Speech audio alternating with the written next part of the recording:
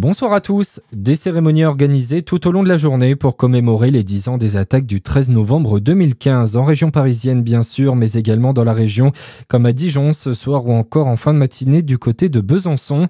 La douleur demeure, les mots d'Emmanuel Macron à l'occasion des 10 ans de ce triste anniversaire. Le chef de l'État a participé aux commémorations tout au long de la journée dans la capitale. C'est à noter, la préfecture de Saône-et-Loire va organiser jeudi de la semaine prochaine un exercice de gestion de crise simulant un grave accident dans un établissement classé Céveso Seuil Haut à Crissé. Le dispositif FR Alerte sera mis en œuvre auprès de la population en deuxième partie de journée dans l'agglomération de Chalon-sur-Saône. Il faudra donc surveiller votre téléphone. On se mobilise contre l'arrivée de Shein à Dijon. 2 rassemblements sont prévus dans les prochains jours avant l'arrivée officielle de la marque chinoise dans les anciennes galeries Lafayette, devenues BHV.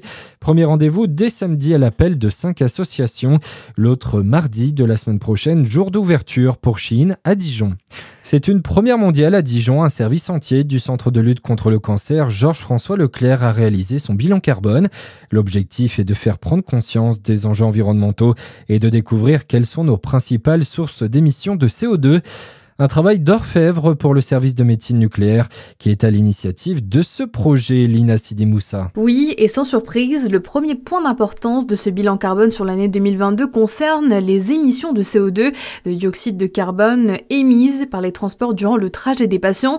Il concentrerait 2/3 des émissions totales rejetées dans cette étude. C'est l'équivalent de 772 tonnes de CO2 sur un an, soit la consommation de 78 Français.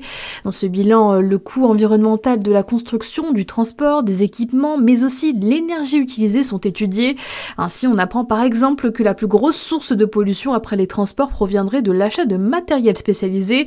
En dernier lieu, le gaspillage est évoqué à hauteur de 3%. Et avec l'augmentation des flux de patients de 5 à 10%, l'objectif pour le centre est de maintenir les chiffres de 2022. Toujours à Dijon, vous l'avez peut-être remarqué aujourd'hui, le fameux sapin de Noël a été installé sur la place Wilson. Le grand début des festivités de fin d'année alors que les températures sont encore très douces pour la saison. Dans l'actualité également ce soir, Nicolas Sarkozy est fixé sur la date de son procès en appel dans l'affaire libyenne. L'ancien président sera jugé du 16 mars au 3 juin. En première instance, il avait été condamné à 5 ans de prison ferme. Il vient de sortir après 3 semaines de détention. Une liberté sous contrôle judiciaire.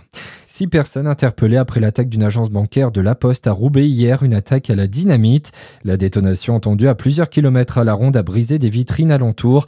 Heureusement, il n'y a aucun blessé. Le bureau était fermé au moment où le braquage a eu lieu. Et puis du foot ce soir au Parc des Princes à Paris. L'équipe de France peut valider son billet pour la prochaine Coupe du Monde. Pour ce faire, il faudra s'imposer face à l'Ukraine. Coup d'envoi à 20h45. Bonne soirée sur Fréquence Plus.